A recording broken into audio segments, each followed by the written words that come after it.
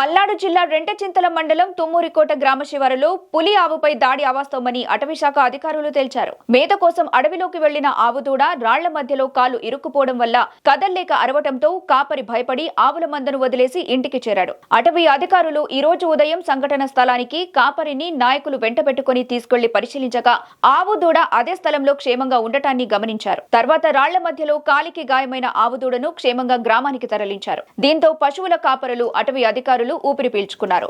ఆడ కొద్ది మోయమైన దూళ్ళు ఉంటాయి కదా, చిన్న దూళ్ళు. ఈ దూళ్ళు ఏం చేసినాయంటే మేసేటప్పుడు పెద్దది పొడుసుద్దని చెప్పని ఇది పోయి మండలంలో పెట్టుకుని కాలు కొట్టుకుని ఇది ఎప్పుడైతే ఇరిగిందో ఇది అరిసేటప్పుడు కల్లా ఆవులు మొత్తం దగ్గరకు వచ్చేసి ఉప్పుకుపోయినప్పుడు కల్లా ఈ అన్నం తినేవాడు భయపడి ఈ కేకలేసేటప్పుడు కల్లా ఆవులు మొత్తం వెనికిపోయింది. కానీ ఇవన్నీ పారిపోయి ఏం చేసి చెప్పని అంతలో అరుపరిచింది పులేనని చెప్పని ఈయన దగ్గర పోయి చూడకుండా వెళ్ళిపోయి ఇప్పుడు మనం వెళ్ళిపోయి చూడగలనే అక్కడ ఆవు అట్నే ఉంది. అదే పులి కానీ చిత్త పులి కానీ అయితే దాన్ని చంపేసి తీసుకెళ్ళిపోతాయి, దూరం తీసుకెళ్ళిపోయి తింటాయి.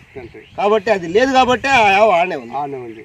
అంతేగాని పెద్ద పులి అంటూ లేదు. చుట్టుపక్కల అడుగులు కానీ ఎలాంటివి ఏమీ లేవు, భయపడాల్సిన పని లేదు. అది ఆడే ఉంది, ఆడే అట్నే పడుకొని ఉంది. పైకి లేపాము, కాలు వాళ్ళు కండ కూడా కట్టేశారు. అంతవరకు చెప్తే పులి ఆడవాళ్ళు కానీ చిత్త పులి కానీ లేదు.